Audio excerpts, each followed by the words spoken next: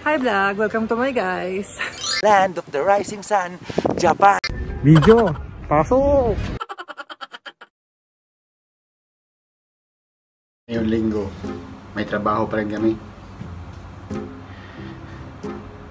Pakita ko sa inyo ngayon yung trabaho namin pag linggo. Makakabidyo kasi ako kapag linggo kasi wala masyadong tao.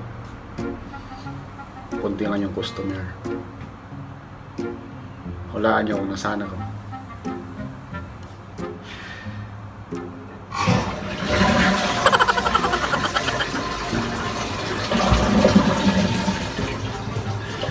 Mag-ingat kayo sa CR dito sa Japan, ha? Minsan nagpipraise ang tubig kapag taglamig.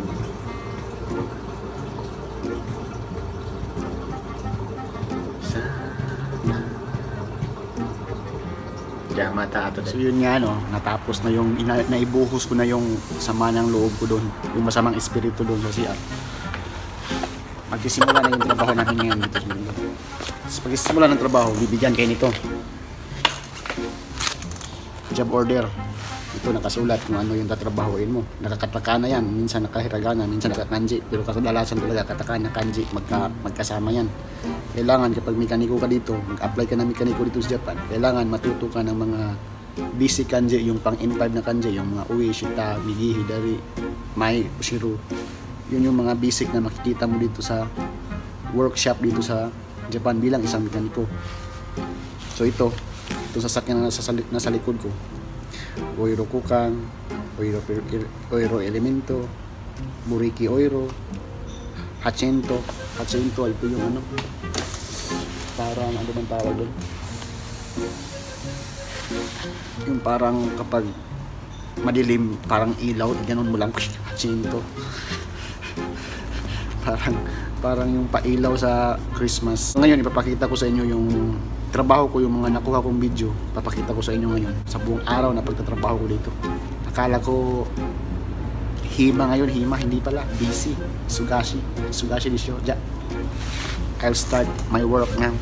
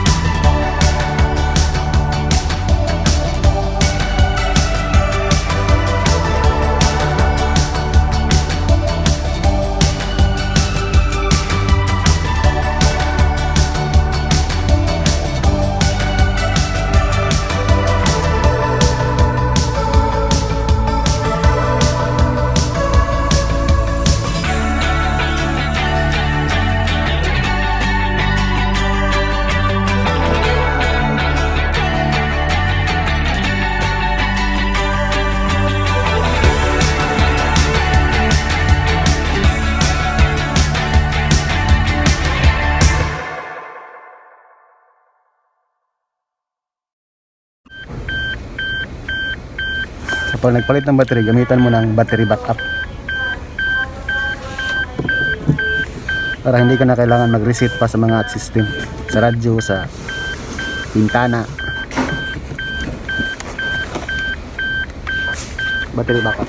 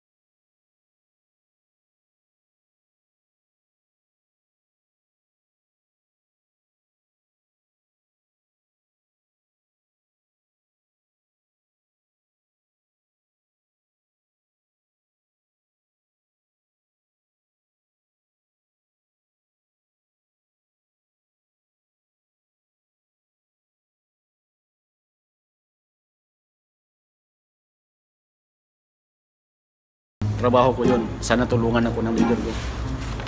Ito, bakit ko nililista to? Kasi itong 5 sasakyan na to, gagawan ko ng report gabi-gabi yan. Ano yung tinarbaho ko sa buong araw? Gagawan ko ng report, ano yung ginawa, ano yung pinalit na pisa. Inihonggo yun. Katakana, kanji, hiragana. Halo-halo yun. Kaya nasanay ako sa pagsusulat kasi gabi-gabi, 1 taon ko na ito ginawa. Gabi-gabi ako nagsusulat. Kaya nasanay na yung kamay ko sa pagsusulat ng mga kanji. Kunting kanji, tapos hiragana, katakana. So yun mga bay. Doon nagtatapos ang buong araw ni Kiblo Jr. dito sa trabaho. Ay, hindi pa nagtatapos kasi alas 3 pa lang eh. Yan, tatrabahoin pa hanggang 5:30. Sana makakuha ako ng video dyan sa pagkabit ng mga crossbinder para makita nyo talaga yung trabaho talaga ng mekaniko dito sa Japan. Basic lang talaga ang trabaho dito, basic. At siya nga pala, pakita ko sa inyo kung bakit kailangan nyo talaga mag-aral ng mga kanji. Yung basic kanji, yung sa in-5 lang na kanji ha. Kasi yun talaga yung palagi kong nakikita dito. Yung mga nasa in-5 ng mga kanji. Yung mga nasa in-5 na kanji, halos na-memorize ko na yung lahat. Parang 98 lang yata yun, 98 na piraso lang na kanji yung nasa in-5. Talagang yun ang unang-una nyo talagang aralin kasi makikita nyo talaga lahat yung mga kanji na yun dito sa workplace ng mga mekaniko. Hindi lang mekaniko, iwan ko sa factory worker, iwan ko sa construction worker. Pero dito talaga, makikita ko talaga yung mga kanji na yun. Kailangan nyo talagang aralin yun. Ayos. Okay, papakita ko sa inyo yung sample ng kanji ha. Itong kanji na ito, nilagyan ko na ng hiragana para hindi ako malito. Kaku, tapos Jushu. Ibig sabihin yan, Kaku, downward, pababa, yung lifter. Ito namang Jushu, paangat, yung lifter. Diba? Pag kunin mo to, ito po, pag dalawa kasi mag-iiba na yung pagbasa niya, pero pag ganyan lang, yung pagbasa niyan, uwi lang, uwi, pataas. Tapos ito, pag kukunin mo rin yan, ang pagbasa nito isa, sita. Kaya mas mabilis mong maintindihan, sita, uwi. Kailangan taas baba lang yan, taas baba. Meron pa isang kanji dito. Ito. Ibig sabihin yan, Riken, danger. Itong kanji na ito napaka-importante talaga dito sa workplace. Kasi palagi yung makikita to sa mga sasakyan. Hindi mo mabasa, baka madisgrasya tayo. Yun yung nagiging mga circumstances kapag hindi mo mabasa yung mga kanji na yan. Next video, abangan nyo. Tuturo ko sa inyo kung ano yung dapat yung gawin pagdating nyo dito para hindi talaga kayo madisgrasya, hindi kayo makasira ng sasakyan, hindi kayo makadamage. Kung ano talaga yung dapat yung gawin pagdating nyo dito sa workplace para hindi kayo makadisgrasya. Hindi lang mekaniko, sa lahat, factory worker, construction worker, welder. Tuturo ko sa inyo talaga kung ano yung dapat yung gawin kapag nandito na kayo sa workplace nyo dito sa Japan. At yung gusto nyo malaman kung paano mag-apply, i-click nyo lang yung mga video na lalabas ngayon. Babusin, God bless. So don't forget to Like, share, subscribe. subscribe guys. Bye!